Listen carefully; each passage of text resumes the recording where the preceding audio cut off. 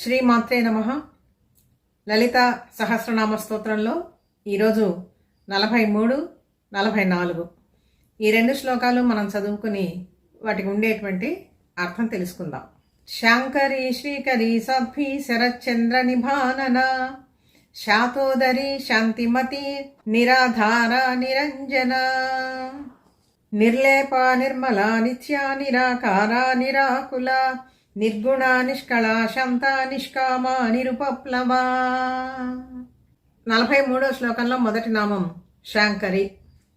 శాంకరి అంటే శంకరుని పత్ని అయినటువంటి తల్లి శాంకరి, అంటే శుభమును కలిగించేటువంటి తల్లి.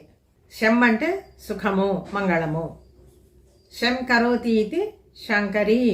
శాంకరి స్వరూపంలో ఉండే తల్లే శ్రీకరి అనేటువంటి నామంతో కూడా ప్రసిద్ధమైంది. శ్రీహి అన్నా కూడా లక్ష్మి, శుభము, సంపద, యశస్సు, ఐశ్వర్యము, కీర్తి ఇవన్నీ కూడా అర్థాలు వస్తాయి. శంభుడు అన్నా కూడా శ్రీకరుడే. విష్ణు సహస్రనామంలో కూడా ఇవే నామాలు వస్తాయి. శ్రీధర శ్రీకర శ్రేయ శ్రీమాన్ లోకత్రయాశ్రయ. అక్కడ శ్రీకారంతోనే అన్ని నామాలు వస్తాయి అన్నమాట. శ్రీకరి అంటే అటువంటి శుభమును, మంగళమును, సుఖమును, ఐశ్వర్యమును చేసేటువంటి తల్లి. శాంకరి అయినటువంటి తల్లే శ్రీకరి కూడా, అంటే లక్ష్మీ స్వరూపంలో ఉండేటువంటి తల్లి కూడా ఈమెయే. సాధ్వి. సాధ్వి అంటే పతివ్రత అని అర్థం. మనోవాక్కాయ కర్మలతో శంకరుని అనుసరించి ఉండేటువంటి తల్లి. అంటే శంకరుడు ఏ కార్యం చేస్తూ ఉంటే తల్లి కూడా అదే కార్యం చేస్తుంది. శంకరుడు ఏ విధంగా లోకాలకి శుభాన్ని చేకూరుస్తూ ఉంటే రాక్షస సంహారం చేసి ఈమె కూడా అదే విధంగా అదే కార్యాలను చేస్తుంది. అందుకని ఇద్దరూ కూడా ఒకే రకమైనటువంటి కార్యాలు చేస్తూ ఉంటారు. అందుకని సాధ్వి మనోవాక్కాయ కర్మలతో తన పతిని అనుసరించి ఉండేటువంటి తల్లి. ఇది కాక వేదమాత అని కూడా అర్థం ఉన్నదండి. సృష్టిలో ఉండేటువంటి ప్రతి ప్రాణికి కూడా సుఖాన్ని, శుభాన్ని కలిగించేటువంటిది వేదం. దానికి సాధ్వము అని చెప్పి పేరు. ఆ వేద స్వరూపిణి అయినటువంటి తల్లి కాబట్టి, వేదమాతగా కీర్తించబడుతూ ఉండేటువంటి తల్లి కాబట్టి ఆ అర్థం కూడా ఇక్కడ తీసుకోవచ్చు. సాధ్వి అందరికీ శుభాన్ని ఇచ్చేటువంటి తల్లి. మరి ఆమె ఎలా ఉంటుంది? శరత్చంద్ర నిభానన.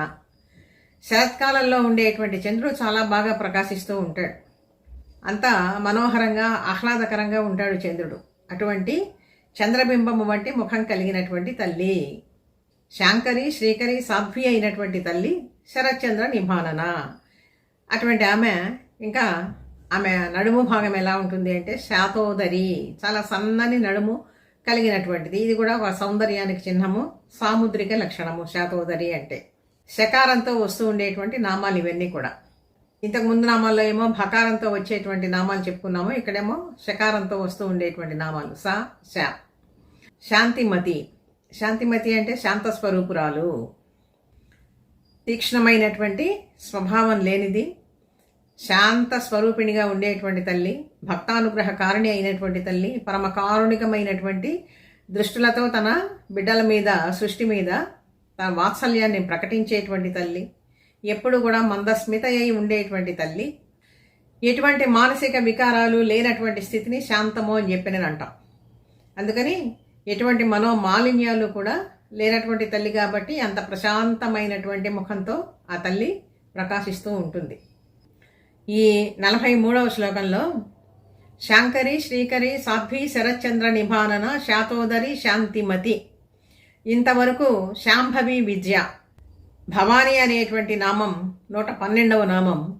ఆ భవానీ అనేటువంటి నామం దగ్గర నుంచి ఇక్కడ శాంతిమతి అనేటువంటి 131వ నామం దాకా కూడా దీనిని శాంభవి విద్య అని చెప్పి శాస్త్ర గ్రంథాలు మనకి పేర్కొంటూ ఉన్నాయి. ఈ నామాలు పఠించటం వల్ల కలిగేటువంటి ఫలితం ఏమిటి అంటే అక్కడే ఇచ్చారు. శాంకరి, శ్రీకరి, సాధ్వి. ఆ ఫలశ్రుతి శర్మదాయిని శాంకరి, శ్రీకరి. సుఖాన్ని ఇస్తుంది, సంపదల్ని ఇస్తుంది, ఐశ్వర్యాన్ని ఇస్తుంది, భోగభాగ్యాలను ఇస్తుంది తల్లి. కావలసినటువంటి అభీష్టమైనటువంటి సిద్ధులన్నీ కూడా నెరవేరుస్తుంది. ఈ మొత్తము 112 నుంచి 131 దాకా ఉండేటువంటి నామాలు నిత్యము గనక మనం పఠనం చేసుకుంటూ ఉన్నట్లయితే ఇది ఫలశ్రుతి కింద చెప్తూ ఉన్నారు. ఎప్పుడు చదవాలి? శరత్కాలంలో చదవాలి. అది ఎలా చెప్పగలము అంటే శారదారాధ్య ఈ శ్లోకాల్లోనే వచ్చింది కదా, శరత్కాలంలో ఆరాధించబడేటువంటి తల్లి. అంటే ఒక్క శరత్కాలమైనా మిగిలినటువంటి కాలాల్లో చదవకూడదా అంటే ఎప్పుడు కూడా చదువుకోవచ్చు. ఇక నుంచి వచ్చేటువంటి నామాలన్నీ కూడా తల్లి యొక్క నిరాకార తత్వాన్ని వర్ణిస్తూ ఉన్నాయి, నిరాకార నిర్గుణ తత్వాన్ని వర్ణిస్తూ ఉన్నాయి. ఈ 43వ శ్లోకంలోనే శాంతిమతి అనేటువంటి నామం తర్వాత నిరాధార నిరంజన, ఈ రెండు నామాలు కూడా అక్కడ ఆ శ్లోకంలో కలిసే ఉన్నాయి. నిరాధార అంటే ఏది ఆ తల్లికి ఆధారభూతమైనటువంటిది ఏది కూడా లేదు. అంటే ఇక్కడ నిర్గుణ తత్వాన్ని, నిర్గుణ పరబ్రహ్మ తత్వాన్ని గురించి చెప్పేటువంటి శ్లోకాలు ఇంకా ఈ నామాలన్నీ కూడా వస్తూ ఉంటాయి అన్నమాట. ఇవంతా కూడా, ఈ నామాలన్నీ కూడా ఏంటి? పరబ్రహ్మ తత్వం. మన మనసు నిలుకడ ఉండదు కాబట్టి సాధకానాం కృతార్థాయ బ్రహ్మణో రూపకల్పన అని చెప్పి చెప్తూ ఉంటారు పండితులు. అంటే సామాన్యులందరికీ కూడా మనసు నిరాకార తత్వం మీద, నిర్గుణ తత్వం మీద నిలపడం సాధ్యం కాదు కాబట్టి ముందుగా ఈ సాకార రూపాన్నే ముందుగా ఉపాసించాలి. ఇదంతా కూడా ఒక ఆకారం కళ్ళ ముందు ఉంటేనే మన మనసు అంతో ఇంతో కొంచెం నిలబడుతుంది. పూర్తిగా అసలు ఏమీ లేకుండా, ఇదే భగవద్గీతలో స్వామి కూడా చెప్తాడు, క్లేశోధికతస్తేషాం అవ్యక్తాసక్త చేతసాం అవ్యక్తాహి గతిర్దుఃఖం దేహవద్భిరవాప్యతే. పూర్తిగా నిర్గుణ తత్వాన్ని ఆరాధించడం అనేటువంటిది చాలా కష్టసాధ్యము. కాబట్టి ముందుగా సగుణ సాకార రూపాన్ని ఉపాసించి తర్వాత నిర్గుణ నిరాకార రూపంలోకి వెళ్ళాలన్నమాట. ఇది ఒక సాధన క్రమం. కాబట్టి ముందుగా మనకి ఈ శ్లోకాల్లో కూడా చూడండి, తల్లి యొక్క వర్ణన అంతా కూడా చేసుకుంటూ వచ్చారు. ఏది? చిదగ్నికుండం నుంచి ఆవిర్భవించినటువంటి తల్లి యొక్క స్వరూపము, ఆ తల్లి చేసినటువంటి కార్యాలు, భండాసుర వధ, ఆ తర్వాత నెమ్మదిగా ఆ తల్లి యొక్క తత్వంలోకి తీసుకుని వచ్చారు. షట్చక్రాలంటే ఏమిటి, పంచదశి మంత్రానికి ఉండేటువంటి 3 కూటత్రయాలు ఏమిటి అని చెప్పినని ఇవన్నీ కూడా వరుసగా తెచ్చుకుంటూ వచ్చి తత్వాన్ని గురించి ఇప్పుడు చెప్తూ ఉన్నారన్నమాట. కాబట్టి ఇక్కడ నిరాకార నిర్గుణ తత్వాన్ని ఇక్కడ నుంచి వర్ణించుకుంటూ వస్తున్నారు. నిరాధార నిరంజన. నిరాధార, ఆ తల్లికి ఆధారభూతమైనటువంటిది ఏదీ లేదు, ఆ తల్లే సర్వాధార, అన్నిటికీ ఆధారభూతమైనటువంటి తల్లి ఆమె. ఆమెకి ఇంకొక ఆధారం అంటూ ఏమీ అక్కర్లేదు. నిరంజన. నిరంజన, అంజనము అంటే ఏంటి? కాటుక, పూత, పైన లేపనము, ఏదైనా సరే. అంటే తల్లిని ఎటువంటి పూతలు కూడా ఏమీ కప్పి ఉంచలేవు. ఏ ఆవరణలు లేనటువంటి తల్లి, శుద్ధ సత్వస్వరూపిణి కాబట్టి నిరంజన, దేనికి ఆమె అంటుకుని ఉండదు. ఎటువంటి మాయలు కూడా ఆ తల్లిని ఏమీ చేయలేవు. తమోగుణం ఏమాత్రమో లేనటువంటిది, మాయకు అతీతమైనటువంటి తల్లి. ఆ తల్లి ద్వారానే మాయా తత్వం అంతా కూడా వెలికి వచ్చింది కాబట్టి ఇంకా ఆమెను ఏ మాయ బంధిస్తుంది? అందుకనే మాయాతీతమైనటువంటి శక్తి స్వరూపిణి కాబట్టి ఆమె నిరంజన. ఇంతవరకు 43వ శ్లోకంలో ఉండేటువంటి నామాలకు అర్థాలు తెలుసుకున్నాము. శాంకరి, శ్రీకరి, సాధ్వి, శరత్చంద్ర నిభానన, శాతోదరి, శాంతిమతి, నిరాధార, నిరంజన. తర్వాత 44వ శ్లోకంలో కూడా నిర్లేప, నిర్మల, నిత్య, నిరాకార, నిరాకుల, నిర్గుణ, నిష్కళ, శాంత, నిష్కామ, నిరుపప్లవ. నిర్లేప, దేనిని అంటుకుని ఉండదు తల్లి. ప్రపంచంలో తాను ఉన్నప్పటికీ కూడా, ప్రపంచమంతా తానే నడిపిస్తూ ఉన్నప్పటికీ కూడా దేనిని అంటుకుని ఉండదు. ఇప్పుడు తామరాకు మీద నీటి బొట్టు పడితే ఆ నీటి తల్లి తామరాకు అంటదు కదా. అదేవిధంగా తల్లికి ఏమీ కూడా ఏ మాయలు, ఏ గుణాలు కూడా అంటుకుని ఉండదు. అందుకనే ఆమె నిర్లేప. నిర్మల. నిర్మల అంటే స్వచ్ఛమైనటువంటిది, ఏ మలము లేనటువంటిది. ఏ మలము అంటే ఏ దోషము. సాధారణంగా 3 రకాలైనటువంటి మలినాలు చెప్తూ ఉంటారండి. ఆణవ మలము, కార్మిక మలము, మాయిక మలము. వీటన్నింటినీ కూడా అతిక్రమించినటువంటి తల్లి. జన్మతో వచ్చినటువంటి మలినాలు ఏముంటాయి? ఆద్యంతరహిత అయినటువంటి తల్లికి పుట్టుకతో వచ్చినటువంటి దోషాలంటూ ఏమీ ఉండవు కదా. ఏ కర్మలు చేయనటువంటి తల్లి కాబట్టి తాను చేస్తూ ఉన్నట్లు కనపడ్డప్పటికీ కూడా ఆ కర్మ ఫలితాలు ఆశించినటువంటి తల్లి కాబట్టి ఆమెకు కార్మిక మలము అనేటువంటిది ఉండదు. ఇటువంటి మలినాలేవి కూడా లేనటువంటిది, దోషరహిత అయినటువంటి తల్లి నిర్మల, నిర్లేప, నిర్మల, నిత్య. నిత్యాస్వరూపిణి. ఆమె ఎల్లప్పుడూ కూడా ఉండేటువంటిది. ఒకప్పుడు ఉండి ఒకప్పుడు పోయేటువంటి తత్వం కాదు కదా భగవత్ తత్వం. అందుకని నిత్యాస్వరూపిణి అయి ఉండేటువంటిది నిత్య. ఇంతకుముందు శ్లోకాలలో మనం నిత్య దేవతలు అని చెప్పి చెప్పుకున్నాం, తిథి నిత్య దేవతలు. అది కూడా ఇక్కడ మనం సమన్వయం చేసుకోవచ్చు. పరబ్రహ్మతత్వానికి ఏ ఆకారం ఉంటుంది? ఆద్యంతాలు లేవు.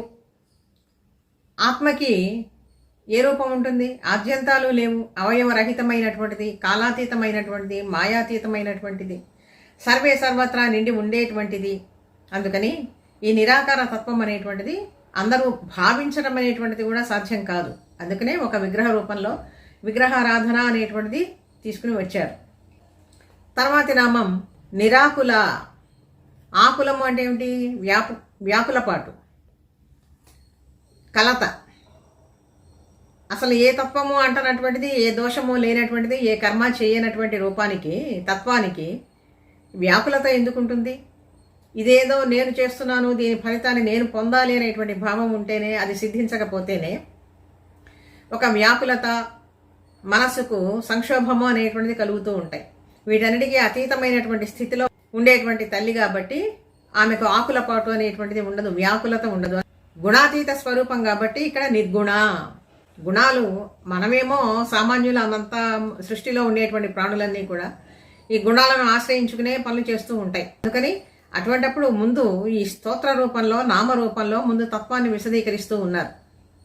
దీన్ని బాగా వంట పట్టించుకుని అర్థం చేసుకున్న తర్వాతనే ఓహో పరమాత్మ తత్వం అంటే ఈ విధంగా ఉంటుంది, సాకారము, నిరాకారము, సగుణము, నిర్గుణము అని చెప్పి తర్వాత అర్థమవుతూ ఉంటుందన్నమాట క్రమంగా. అందుకని ఇవన్నీ కూడా మళ్ళీ మనకి బోధించుకుంటూ వస్తున్నారు. శమము కలిగినటువంటి తల్లి అంటే మనో నిగ్రహం కలిగినటువంటి తల్లి, మానసికమైనటువంటి నిగ్రహం. ఇదే మనకు ఉండదు అసలు. సామాన్య మానవులకి, సామాన్య ప్రాణులకి మనోనిగ్రహం అనేటువంటిది అసలు ఉండదు, చాలా చాలా తక్కువ. ఎందుకంటే మనోవేగాన్ని అరికట్టడం అనేటువంటిది సామాన్యంగా సాధ్యం కాదు. భగవంతుడి మీద ప్రీతి, ప్రేమ, భక్తి అనేటువంటిది కనుక కలిగినట్లయితే మనసు దానికి తగులుకుంటుంది. మనకు తెలియకుండానే మనకి ఇష్టమైనటువంటి వస్తువు ఏదైనా ఉన్నదనుకోండి, దాని మీద ఎంతోసేపు ఆలోచిస్తూ ఉంటాం. ఆ ఆలోచన అనేటువంటిది భగవద్విషయకంగా గనక మనం మార్చుకున్నట్లయితే అదే భక్తి అవుతుంది. అటువంటి నిరంతర అభ్యాసం గనక చేస్తూ ఉన్నట్లయితే ఇవన్నీ కూడా సాధ్యమవుతాయి. అసాధ్యము అనుకున్నటువంటి విషయాలన్నీ కూడా సాధ్యమవుతాయి. నిష్కామ నిరుపప్లవ. ఏ కామములు అంటే ఏ కోరికలు లేనటువంటి తల్లి. ఆమె పూర్ణ కామ, అందరికీ ఇచ్చేటువంటి తల్లి, పూర్ణ స్వరూపిణి కాబట్టి, పూర్ణురాలు కాబట్టి, ఆమె పూర్ణ కాబట్టి ఆమెకి కొరత అంటూ ఏమీ ఉండదు. ఉపప్లవము అంటే నాశనము, నాశరహితమైనటువంటిది. ఈ విధంగా తల్లి యొక్క నిరాకార నిర్గుణ తత్వాన్ని గురించి చెప్పేటువంటి నామాలు ఇవన్నీ కూడా ప్రారంభించారు. ఈ 43, 44 ఈ 2 శ్లోకాలని మళ్ళీ మనం చదువుకుందాము. శాంకరీ శ్రీకరీ సద్భీ శరచంద్ర నిభానన శాతోదరి శాంతిమతి నిరాధార నిరంజన నిర్లేప నిర్మల నిత్య నిరాకార నిరాకుల నిర్గుణ నిష్కళ శాంత నిష్కామ నిరుపప్లవ. తర్వాత మళ్ళీ భాగంలో మరొక 2 శ్లోకాలకు ఉండేటువంటి అర్థం తెలుసుకుందాము జగన్మాత యొక్క అనుగ్రహం చేత. మీకు ఈ వీడియో నచ్చితే లైక్ చేయండి, షేర్ చేయండి, మీ విలువైన అభిప్రాయాలను కామెంట్ రూపంలో తెలియజేయండి.